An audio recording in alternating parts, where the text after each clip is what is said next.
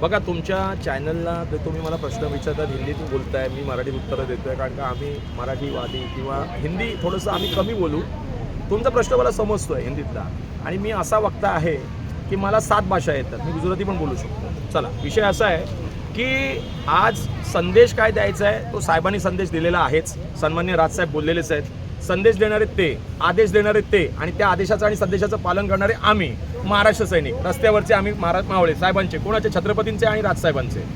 तर मला असं म्हणायचं आहे की या ठिकाणी जो आज संदेश वगैरे जो काही प्रकार आहे, ठीक आहे, प्रत्येक महाराष्ट्र सैनिक त्याचा विभाग जर हे केला, थोडासा सांभाळला, प्रत्येक शाखाध्यक्षांनी, सगळ्या विभागाध्यक्षांनी सांभाळला, तर मला असं वाटतं की आज 6 नगरसेवक आहेत, उद्या 6चे 60 नगरसेवक करायची वेळ आहे.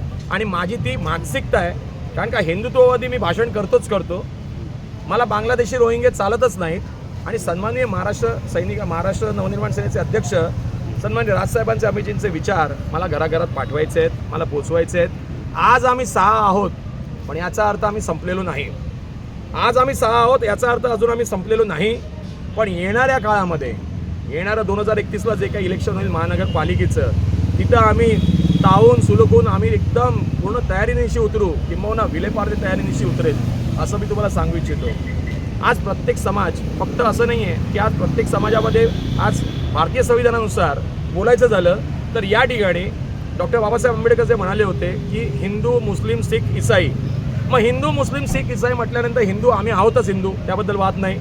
शीख आमचे मित्र आहेतच, ईसाई आहेतच आमचे मित्र, आणि मुस्लिम जे भारतीय मुस्लिम आहेत ते सुद्धा आमचे मित्र आहेत. आता एक मुद्दा कालचाच झाला आहे. अंधेरी कोंडविटाला एक 200 वर्षापूर्वीचा क्रॉस होता, आणि तो 200 वर्षापूर्वीचा क्रॉस एका यूपीवाल्या माणसानं तो क्रॉस त्याच्या आतमध्ये कवर्ड केला, म्हणजे आता ईसाई ख्रिश्चन धर्मियांच्या भावना दुखावल्या. आज नुसता अंधेरी कोंडविटाचा ख्रिश्चन नाही, तर माहीम चर्च, माहीम नंतर बांद्रे चर्च, बांद्रेनंतर जुहू चर्च, जुहू नंतर आज सगळा जो उपनगरातला चर्च आहे, त्या चर्चच्या फादरनी मला आज शाबासकी दिलेली आहे. आणि त्यांच्यासाठी जी बाजू मी मांडून धरली, माझी संस्था आई तुळजाई सेवाभावी संस्था, माझी दुसरी एक संस्था वॉचडॉग फाउंडेशन, म्हणजे निकोलस अल्मेडा, हे माझे मार्गदर्शक आहेत. आज ते ख्रिस्ती आहेत, पण छत्रपतींबद्दल त्यांचं काम उल्लेखनीय आहे. आणि छत्रपती हे कोणाचं नाही, महाराष्ट्राचं आराध्य दैवत आहे. हो, बरेच विषय आहेत, बरंच बोलायचं आहे.